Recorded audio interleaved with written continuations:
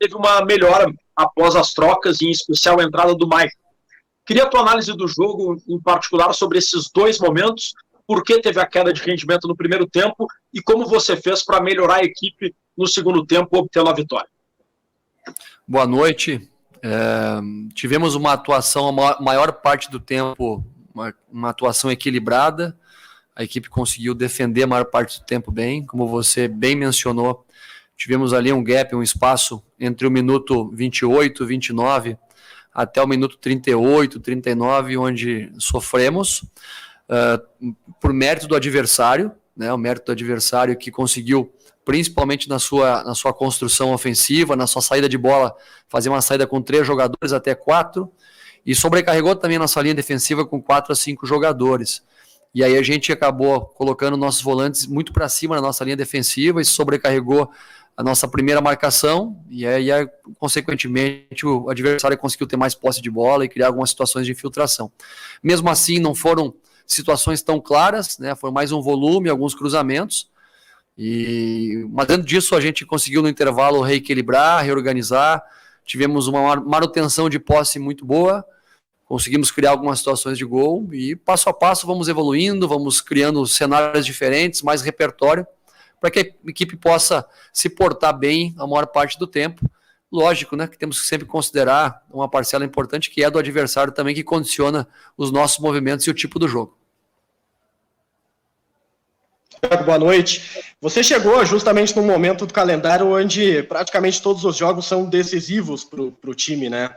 E herdou também uma equipe que mal fez pré-temporada. O Grêmio saiu de uma final de Copa do Brasil direto para uma pré-Libertadores e não teve muito tempo de preparação. E há muito tempo se discute os aspectos físicos da equipe. Eu queria que você fizesse uma avaliação de como fisicamente hoje o Grêmio se encontra. É o estágio que seria o ideal para uma equipe nesta altura da temporada, e como você projeta também esta sequência para os atletas fisicamente, porque você tem repetido muito o time, né, e são jogos importantes, e a gente tem visto aí alguns atletas cansados, como você mesmo falou na entrevista lá na Argentina. Obrigado. Eu não tenho condições de fazer uma avaliação definitiva em relação à condição física, até porque eu não entendo a nossa equipe só pelo aspecto físico, ou só pelo aspecto técnico, ou só pelo aspecto tático. Eu acredito no somatório dos fatores, né? Todos eles contribuem um com o outro. Então, emocionalmente, a gente também tem que estar bem para equilibrar o jogo. Então, não me cabe fazer uma avaliação específica, né? E a gente está num processo que é novo para todo o futebol brasileiro, né? Todas as equipes sem a pré-temporada adequada. Então, são várias equipes que passam pelo mesmo cenário que a gente. A gente tem tentado criar, né, cenários de continuidade ao bom trabalho que vinha sendo realizado e dar tranquilidade e confiança aos atletas para que eles possam, a maior parte do tempo, suportar a partida, mas temos um elenco também capaz de substituir esses atletas que, quando sentem a parte física ou que o ritmo cai um pouquinho, para que a gente possa manter a performance em alta. Então, estou muito tranquilo em relação a isso e não me cabe uma avaliação tão específica como você solicitou.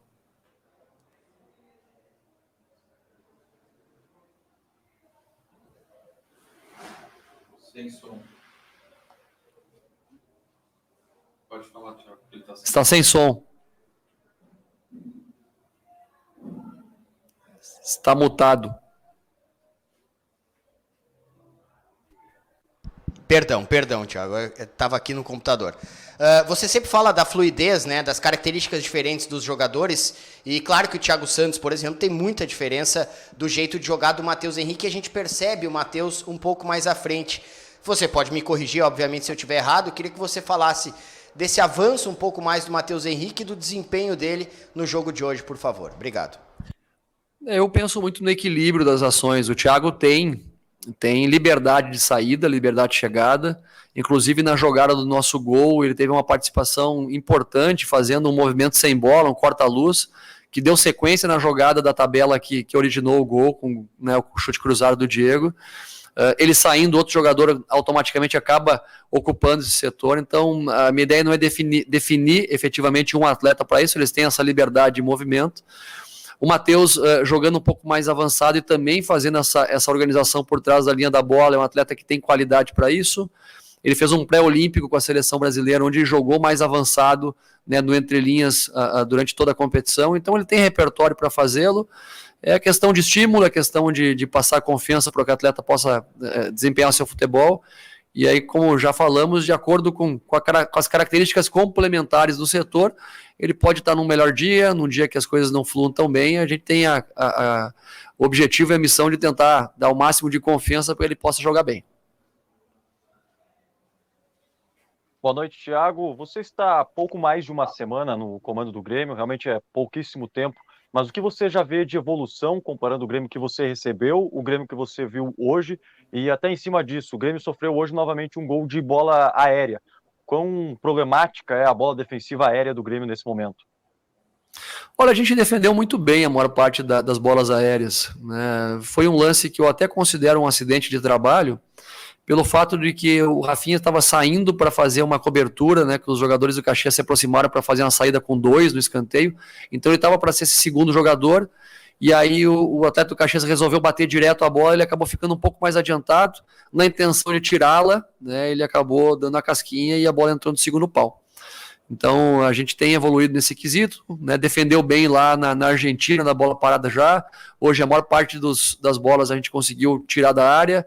A equipe do Caxias é uma equipe extremamente competitiva nesse quesito, e principalmente em relação ao tempo de trabalho, é um tempo pequeno, são poucas sessões de treinamento, mas a gente tem um grupo muito capaz, muito imbuído de trabalhar, muito focado nas informações que a gente tem passado. Nesse pouco tempo de trabalho, né, eu tive à frente de 3 jogos fora de casa, ainda não tive o prazer de poder estrear na Arena do Grêmio, então são 3 jogos com características muito competitivas, fora de casa, jogos difíceis, e que a gente conseguiu manter uma regularidade, como eu sempre gosto de referir, dando continuidade a um bom trabalho que já existia, uma base de trabalho muito qualificada, e que a gente está aos poucos aí contribuindo da melhor maneira possível. Professor, boa noite. Você, na primeira resposta ali, citou a questão de repertório, né? De aos poucos aumentando o repertório da equipe. É o próximo passo e acelerar essa troca de bola, a circulação ali no meio-campo, que a gente vê que já está saindo, como naquele lance do Maicon, que ele entrou na área, quase fez o gol, mas que às vezes fica travada, talvez pela marcação do adversário, enfim. Mas é um próximo passo acelerar essa troca de passes? Principalmente entender as características dos atletas que estão em campo, né? Historicamente, o Grêmio, com um jogo maravilhoso de aproximação, de posse, conseguiu conquistar muitos títulos, muitas vitórias. Tinha jogadores no seu comando de ataque e na parte mais ofensiva do campo que tinham muita característica de vir buscar a bola no pé e dar esse volume de jogo, que dava o tempo, muitas vezes, para os jogadores que estavam armando atrás da linha da bola chegar no entrelinhas, chegar próximo da área adversária. Hoje temos jogadores um pouco mais verticais no campo de ataque, né? O Ferreira, o Léo, o Luiz Fernando. Então, não são atletas que têm tanta característica na bola do pé, nesse jogo de combinação. São jogadores mais verticais. Então, é achar o equilíbrio, sim, né? Como equipe, achar o equilíbrio de potencializar o que já se tem de muito bom, mas que a gente possa também ir ao encontro das características dos jogadores que estão em campo. E isso vai se alternar de acordo com o adversário, do momento do jogo também.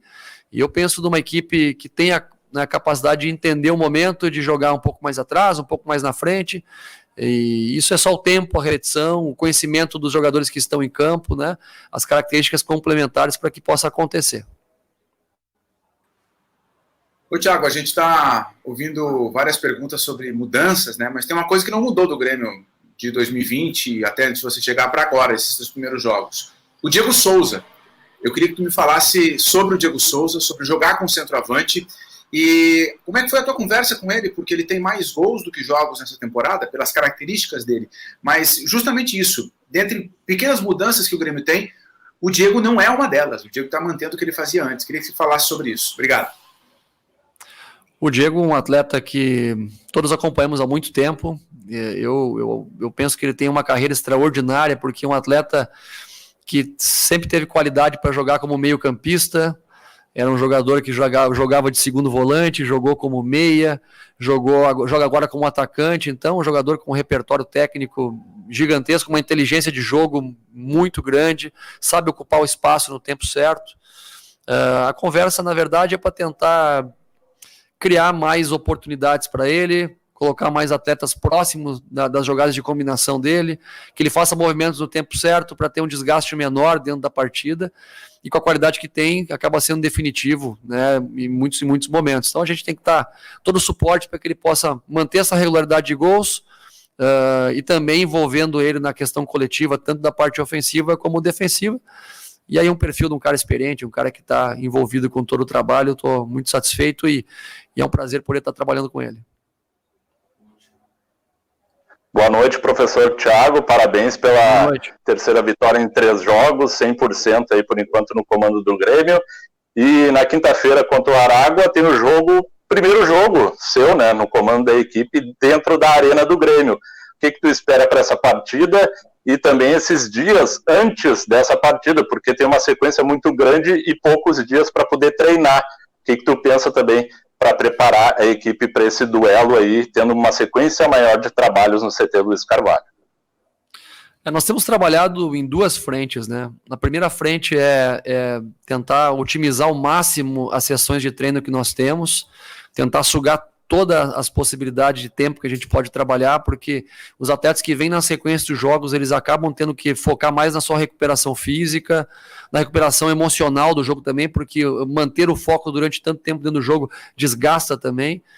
E aí, essa é uma frente na recuperação, e a segunda frente é os atletas que têm jogado menos, dando repertório e informação para que eles possam estar avançando nos quesitos de ritmo de jogo, de trabalho, de carga, né, e de informação, para que a hora que eles forem entrando na equipe possam elevar sempre o ritmo de trabalho, o ritmo de jogo, envolvendo todo o grupo, né? Então, é aproveitar cada minuto de treino para que a gente possa dar condição aos atletas se apresentarem bem já na próxima partida. Boa noite a todos, obrigado.